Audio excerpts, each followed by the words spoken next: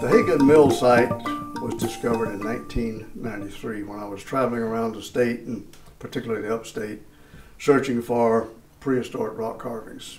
This is a special site for various reasons. One, it's the only site that we discovered in the entire rock art survey that lends itself to being preserved, protected from the elements, and that will be accessible to the public so that they can see it. If you look at this site today and you say, well, what drew them to this particular site? Well, it's a special place today.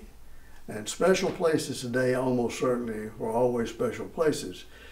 And you can imagine people coming to this rock and sitting on it and dipping and washing and bathing and playing in this pool on these hot summer days to relax, just like people do today in these same environments. I would like to take credit for finding this site, but I did not. One of the volunteers, Michael Bramlett, found it. And the way it was found was on a rainy day. I had been by this site several times when the sun was shining real bright, couldn't see a thing, and I had pretty much written it off as a possible rock art site. Michael was coming by here one day on a rainy day, and he said, I think I'll go back and look at that rock while it's wet and raining. So he turned around and came back to Hagood Mill site here, and he went out and he called me. He said, Tom, this rock is covered with little people. So there are stick figures all over it. And I think we wound up with 32 distinct carvings on it. They are quite eroded, and to pull them out so that they are visible, you have to enhance them.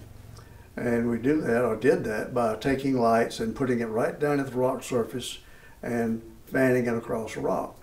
And as we would find one, we would take talcum powder mixed with water, make a little thin white paint, and get a watercolor brush, and we would trace these lines in. That way, when the sun rose tomorrow and they would ordinarily have been invisible, we could still see them. And that allowed us to define these better during the day than we could do at night, and also to map them. Now, at that time, there was a road across part of the site. It was our understanding that this was the earliest road from Pickens to Rosman, North Carolina. So the Pickens County Museum gave us permission to go ahead and excavate that portion of the road that was covering the rock. And the county loaned us a backhoe and a water truck to clean the rock, et cetera, et cetera. And we asked for volunteers. We had school groups come out and other people to come out and assist with cleaning the rock. After we got the road excavated and we washed it down, we once again came out at night with lights to examine that portion that had been excavated, cleaned. And we discovered 8 additional carvings underneath the road bed. The road itself was built in the 1820s, so we know that all of those carvings underneath that road predated 1820s.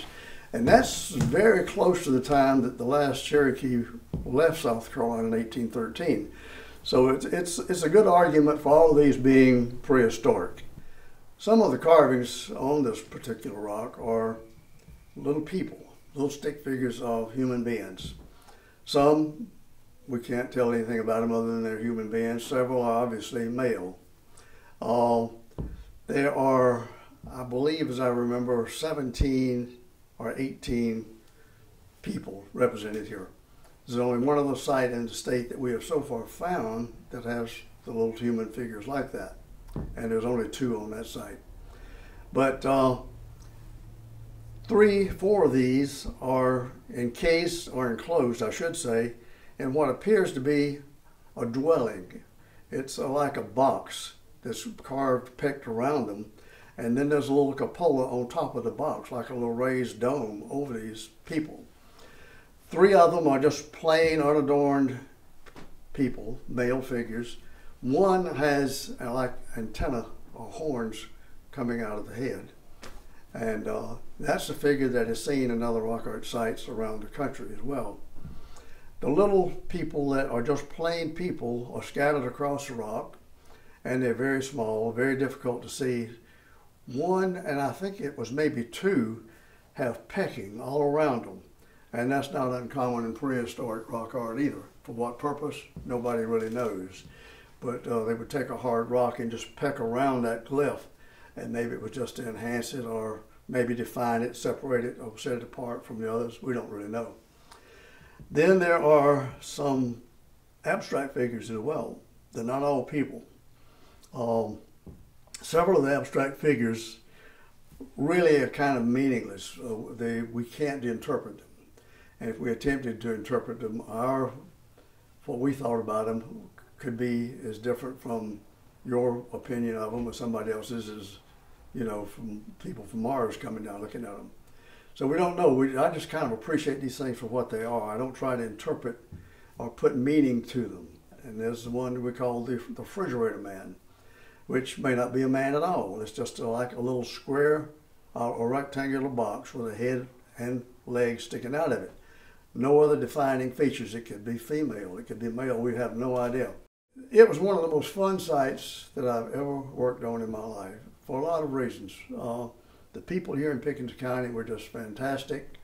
They bent over backwards to help us, to give us anything we needed in the way of equipment to excavate, water trucks to clean the site.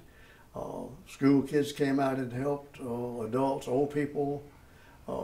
They'd come out at night and just watch us work. Just sit out there and we'd talk to them and photograph them and explain what we were doing. So it was just really a great PR thing for Pickens County, I think, as well as myself. We have got so many people interested in it, and they're kind of carrying the ball, that I feel sure if we can keep the pot stirred, we haven't touched the surface of what will be ultimately found in South Carolina.